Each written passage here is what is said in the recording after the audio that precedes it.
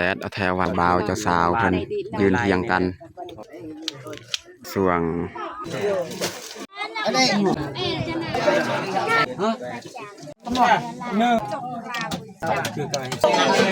ผมซื้อขนมให้น้องพลอยกิน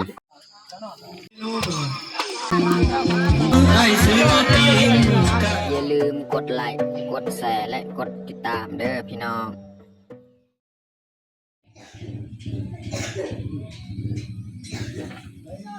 ครับสบายดีแล้วก็สวัสดีเบิร์ดสู่ผู้สู่คนเนาะยินดีตอนรับเขาสู่ซองบ่าวยืงแล้วก็สำหรับมื้อนี้แม่นขอยพาน้องพลอยนี่ไปลิ้นบุญหรือว่าไปงานเนาะก็คืองานที่ข่อยเว้าไปในมื้อนั้นนั่นแหละมื้อที่ข่อยไปให้หั่นมื้อนี้แม่นมื้อที่เฮาจะได้ไปร่วมไปลิ้นงานของเขาหั่นเนาะบ่แม่นงานในหมู่บ้านบ้านเฮาเนาะแต่งานอันนี้นี่ก็สิพาน้องพลอยไปลิ้นแต่ขับแรงเพราะว่าอยู่ในหมู่บ้านเขาเจ้าหั่นมันบ่มีเรือนซานที่จะนอนได้แต่เฮาก็สิไปลิ้นช่วงตอนเที่ยงอันนี้แหละแล้วก็ตอนแรงประมาณ 6-7 โมงจังนะก็กลับเนาะแต่ว่าเฮาเดินทางแต่นี้ฮอดบ้านเพิ่นก็บ่ไกลประมาณ10 ปลายนาทีเฮาขี่รถจักรแล้วเฮากับน้องพลอยก็ขี่รถจักรไปจังหน่อยเนาะแล้วก็สิไปลิ้นแต่ทุกคนก็ไปติดตามเบิ่งเนาะว่าสภาพบ้านเขาเจ้าเป็นอะไรเนาะก็สิมาเฮ็ดกินเฮ็ดยากอยู่หั่นเพราะว่าอยู่หั่นนี่เขาเจ้ามีการต้อนรับเรียกให้เฮามาจากบ้านนี้แหละก็จะต้อนรับโดยสิไก่หยังหรือว่ามีเหล้ามีเบียร์หยังก็ไปกินนำกันอยู่หั่นไปเบิ่งนำกันเนาะโอเคมีแต่ทุกคนติดตามเบิ่งติดตามชมกับพวกเฮาได้ยาวๆเลยน้องพลอยก็เริ่มขึ้นรถแล้วเฮาก็สิเกียมออกเลยเนาะเพราะว่าเจ้าภาพเพิ่นไปก่อนแล้วบางทีเนาะแต่ว่าเฮาไปจากหมู่บ้านเฮานี่แม่นเฮาจะไปเตาโฮมบ่อนใดบ่อนหนึงอีกอยู่พุ่นก่อนสิเข้าบ้านเพิ่นเนาะสิไปน้องพลอยแล้วก็มีพ่อเฒ่าอีกไปนำจังนั้นตอนนี้ก็เริ่มออกแล้วนี่เจ้าบ่าวกับเจ้าสาวนำหน้า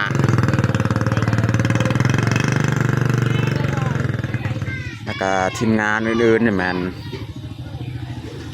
ไปนำลังนี่แล้วก็ไปร่วมกันอยู่พุ่นและไกลสิฮอดบ้านเขาพุ่นเนาะไปร่วมกัน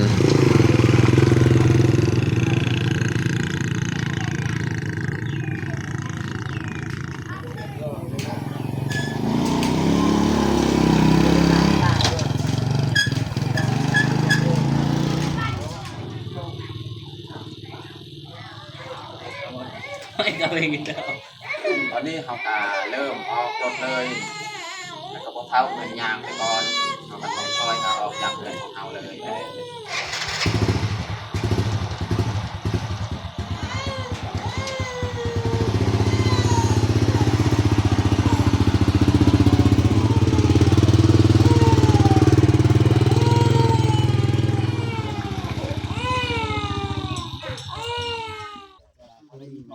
ตอนนี้กับ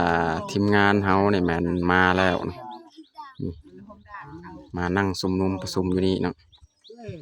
เพราะว่าช่วงเฮาออกจากบ้านตามทางเนี่ยเฮาจะบ่ได้ถ่ายให้ทุกคนเบิ่งเนาะเฮาจะมาถ่ายตอนช่วงเฮามาฮอดเตาโฮมบอลนี่บอลเดียวเนาะก็คือบ้านเขาเจ้านี่สิมาฮอดเลยนี่อยู่เทิงเลยนี่คุณแม่นบ้านเขาเจ้าแล้วทางนี้นะพอดีเขาจะมานั่งประชุมอยู่นี่ก่อนบอกกันอยู่นี่ก่อนเนาะแล้วจึงคอยออกจังหน่อยเนาะ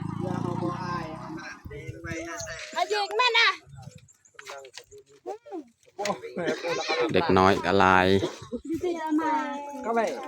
เด็กน้อยก็มานำนั่งแหน่แล้วนอนขี้เพราะว่ายังเราท้าคนมาบ่ทันครบฮะครูมาก็กำลังมาเนาะ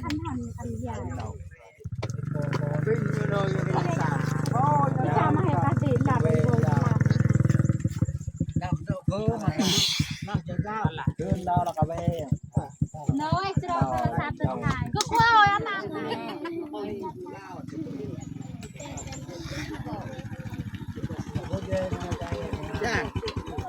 ต้องรอท่าผู้ยังบ่ทันมา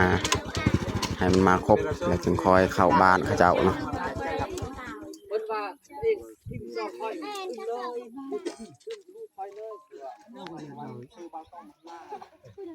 แดดเอาแทวาพี่น้องเอ้ยแดดจัดเลยแดดกะ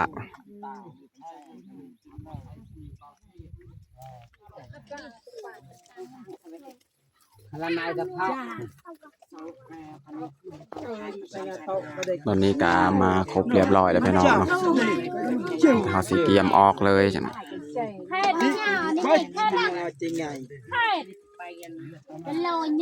ย่างหนึ่งที่มาฮอดงานของเรา อันนี้แหละเจ้าบ่าวเจ้าสาวเพิ่นยืนเทียงกัน คือบ่าวปอก อ นะ ยู่บ้านเมีย และอยากถามมาบอกมีหยังการเตรียมให้พ่อเฒ่าแม่เฒ่า การเขาเตรียมให้พ่อเฒ่าแม่เฒ่าก็คือ กล้วยหรือว่างัวบ่ แล้วก็งัว ตัวงัว มีแบะ เงินมีอยู่บ่ มีกับบ่หลายประมาณล้านหนึ่งนี่แหละเพราะว่า เงินล้านหนึ่งถือว่า ไปด้วยหน่อยบุโกยหลับสองโตเดี๋ยวให้ ซองโต หมูซองโตเห็นบ่ ล้านหนึ่ง แบะตัวหนึง ตายนะ งัวตัวหนึงเอาจะได้กันในใจเฮาไปซุ่มไปเบิ่งว่าเพิ่นตอนทับเป็นหยังแน่ ได้ก็ลุ้นไปเบิ่งอยู่เพื่อนแม่เฒ่าเนาะ เพื่อนของ ไปเบิ่งอยู่เพิ่นแม่เฒ่าว่าสิมีหยัง พ่อก็บ่เคยเห็น แม่เฒ่าเพิ่นสิต้อนรับ แม่เฒ่าเตรียมไว้ ลูกเคย ลูกคือกัน พยางปลานิ่มบ่ปลาดุกหน้า ที่มีอยู่รอบ ตอนนี้ก็ทีมงานเฮาก็สีเกียมออกแล้วบัดนี้ปูดพ่อของเจ้าบ่าวเพิ่นย่างก่อนแหละเพราะว่าบ้านเขาเจ้าอยู่เทิงนี่มอนี่แหละ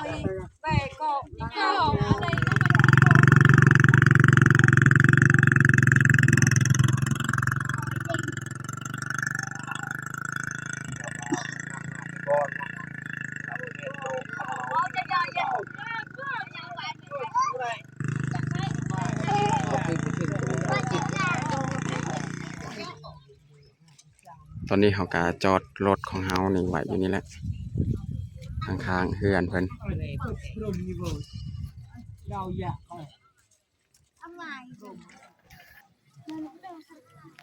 ตอนนี้เขาก็มาฮอดเฮือนเจ้าสาวแหละเพราะว่าหมู่บ้านอันนี้เป็นเฮือนที่เขาเจ้าเฮ็ดกระตุบเลยน้อยพุ่นน่ะอยู่ลุมพุ่นพี่น้องอันนี้ก็แม่นหมู่บ้านบ้านเฮามานั่งห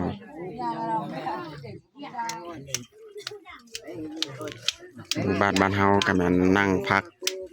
เพราะว่าเพิ่นก็ได้ก้างผ้าบัดให้ไว้แล้วเรียบร้อยนะ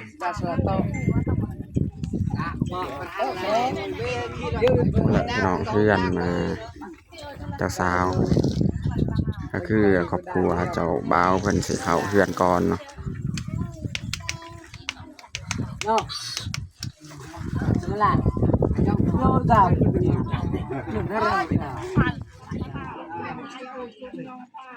ทีมงานหมู่บ้านบ้านเฮาเนี่ยแม่นเข้าเทื่อละ 3-4 คนก็จะเย็นเหล้าเย็นน้ำตาลนี่ก่อนสิเข้าเฮือนนี่บ่อนประตูและ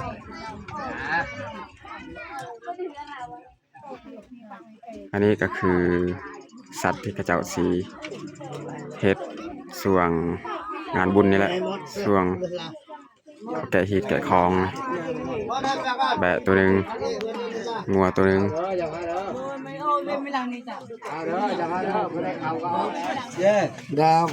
ก็ไม่ย้ายเยี่ยวอยู่ย้ายลากคนละปากเลยเป็นสีมอบเงินค่าข้าวน้ำต่างๆที่เพิ่นกองไว้ในนี้แหละหลังจากเขาเจ้ามอบข้าวน้ำเรียบร้อยเนาะเราก็สิได้แต่งข้าวผ้าน้ำสู่ทีมงานเฮากินแล้วจักหน่อยเจ้าของงานเพิ่นเก็บเงินเมียนไว้ต่อไปมีแต่เฮาสิแต่งข้าวผ้าน้ำเลย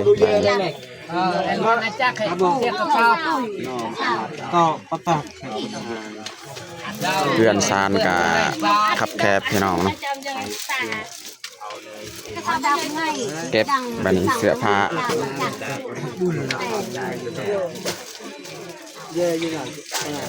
คนลำถึงงอกเลยยังตังตาเออนะไปยังหลุดก็สาวพันนะอุโนก็ สิ ไปมา เข้ามาทางประตูนี่แหละเพิ่นสิเงินเหล้าเงินเบียร์ให้กินเลย แต่ว่าเฮานี่เข้าข้างในเรียบร้อยแล้ว ไอ้ดอกไอ้เก่าฮะเราใจ ไอ้นี่มารอ ไอ้เก่าฮะไอ้ดอก ยายกล้วยยายอ้อยให้เล็กน้อยจ้าให้เด็ก ให้ไม่เฟิงจะมันเฟิงดังไอ้ชายที่ตับไปสองไปก่อนใหญ่ ว่าเราจะโกนยังย่าไป วันละเป็นกิโลใหญ่ในจอมใหญ่นั่นก็แต่ว่า อะไรกันใหญ่อะไรตอนนี้กับทีมงานเฮา4-5 คนเข้ามาแบ่งอาหารการกินข้างในเฮือนสิเขาหลายคนก็บ่ได้มันคับแคบมีแต่ทีมงาน 4-5 คนหันแบ่งข้าวน้ำเป็นพาเนาะ4-5 พานี่แหละทีมงานเฮามีสีนไก่สีนปลาตักเด็ดถ้วยเอานี่กะ เป็นยังดอกอ่ะเป็นดอกใคร ตักหน่อยตัง น้ำซุป ตังนั่นเองก็จบ จ้า มัน ฉันล่ำแค่เพลจอน ยังไงหน่อยดอกดอกกู ตอนนี้กะแมน อันนั้น เด็กน้อยจะกินข้าวก่อนแต่ผู้ใหญ่ก็มีบางคนเข้ามากิน ดังพ่องมาใหม่เนี่ย เขาเป็นยังดอกจริงมีจัด เพื่อละ2 พา จ้าเลยจ้า ทีมงานเฮาขึ้นมากินข้าวเพราะว่าเฮือนมันขับนี่เราต้องได้จัดครั้งละ2 พา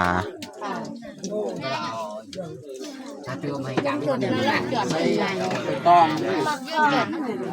อันเดียวแกะไปกันจ้าจาน กระ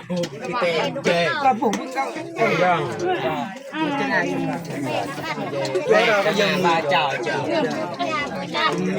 เจ็บจ้าจะเป็นดอกจุ่มลงมาที่ไหนจ้าเป็นหนักจ้าที่โอ้ยใครบ้านนู้นเราต้องพูดกันพยายามเป็นบ้ากันไม่อยากกินข้าว มาได้เลย ตอนนี้ก็ทีมงานเฮาอีก แต่งยี่หมดอ่ะ เข้ามากินข้าว แต่งยี่หมดอ่ะนะ ยังกะยัง ครั้งละ2 พานี่พาหนึ่งตรงนี้นี่พาหนึ่งอีดอกก็หมดให้มาโอ้ยไอ้หนัก บ้านเยอะบ้านกระปุก เฮ้ยกี่โมงครบยังเฮ้ย ครบยังเป็นดาวก็ไปเอ้ยอ้าวลงมือให้หมดตื่มยังเป็นดาว ผู้ใหญ่ร้อนมวย ตัดก็ยังฟังนึ่งกะยังเนาะปัญญาอังเงี้ยนึ่ม ซีนไก่เนาะ แหวกินแจ่วไทยมาดิตะกุลยังไงอ๋อแจ่วนี่ ปลาแก้ว คือการ ซอยเวชรน้ำมันใส่เสื้อใส่กากมัน40เป็นดาบก็เรามันเป็นดาบ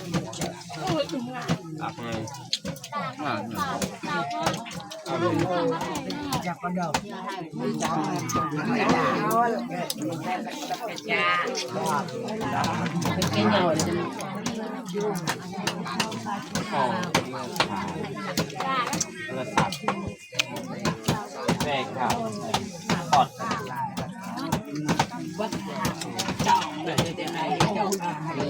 เอ้ย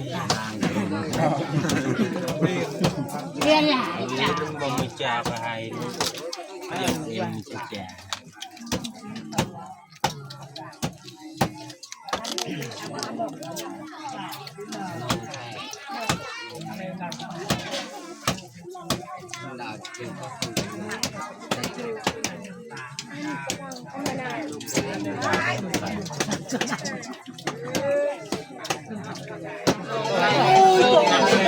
ตอนนี้กาตะเป็นกาค่อยลงแรงแล้วพี่น้องเนาะบัดนี้ทีมงานบ้านเฮานี่นั่งกินเบียร์พี่น้องเนาะแต่ว่าเบายืงกะกินเบียร์บ่ค่อยเก่งพี่น้องกินแต่ประมาณป้องหนึงก็พอแล้ว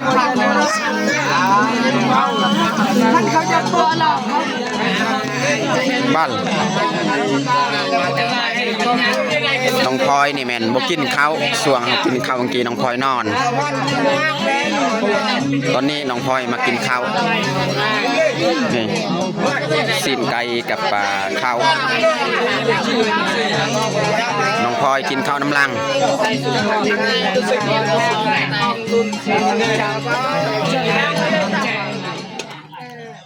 บรรยากาศยามแรงพี่น้องเนาะ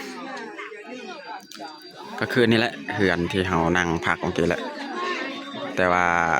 ทีมงานเฮาแมนข้างในเฮือนครึ่งนึงเนาะนั่งกินเบียร์แล้วก็นั่งกระจายทางนอกนี่แหละเพราะว่าอยู่เฮือนเนี่ยมันขับนั่งได้ประมาณ10 กว่าคนนี่แหละมันขับแล้วเนาะนี่ก็เป็นเฮือนเบิดเนาะโอ้พี่น้องฮอดทางนั้นเฮือนที่จักเพราะว่าหมู่บ้านอันนี้แมนอพยพหรือว่ามาตั้งบ้านใหม่บ้านเก่ามันพูดทางนั้นพี่น้องเห็นว่าเฮือนทางนั้นเพราะว่าเฮือนทางนั้นมีไฟไหม้ต้องได้ทิ่มเฮือนเก่าเนาะทิ่มเบิดแล้วก็มาย้ายอยู่เบื้องนี้พี่น้องเนาะนี่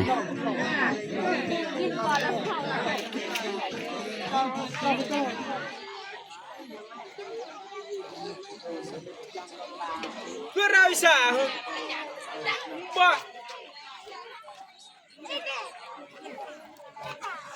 บรรยากาศยามแรงๆพี่น้อง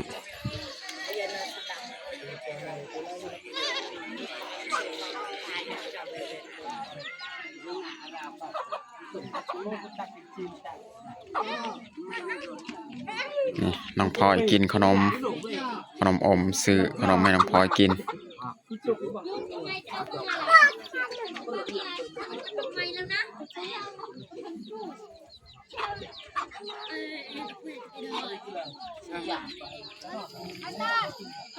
ตอนนี้ก็คำเรียบร้อยพี่น้องเนาะ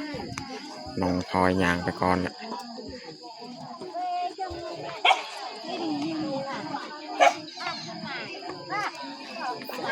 เราลงไปกินข้าวพี่น้องเนาะ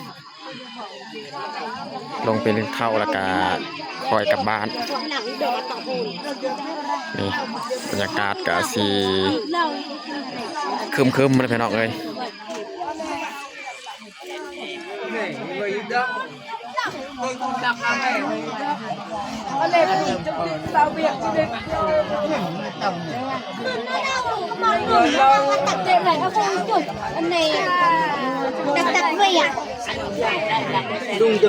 แรงปลาข้าวตอนแรงพี่น้องกินข้าวแล้วจึงคอยเมื่อ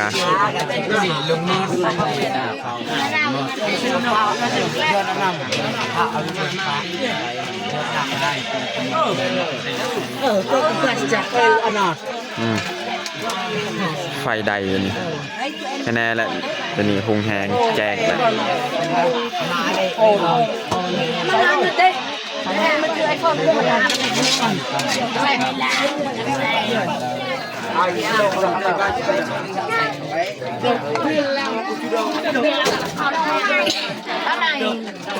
แต่งกับข้าวเรียบร้อยพี่น้องครับประทานอาหารแรง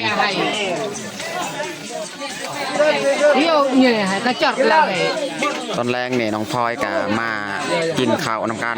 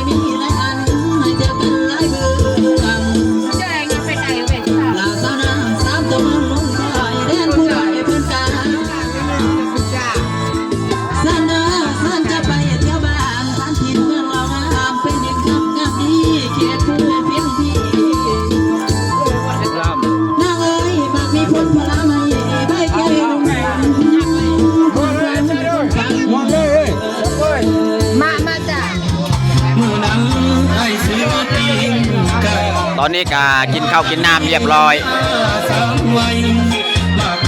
ทีมงานเพิ่นกำลังสีเกียมลำบอกลำบงและ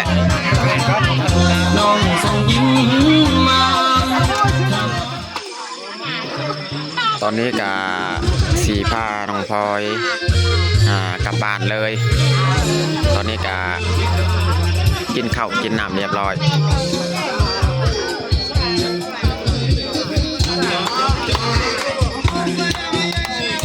เอาสิย่างเมื่อเลยพี่น้อง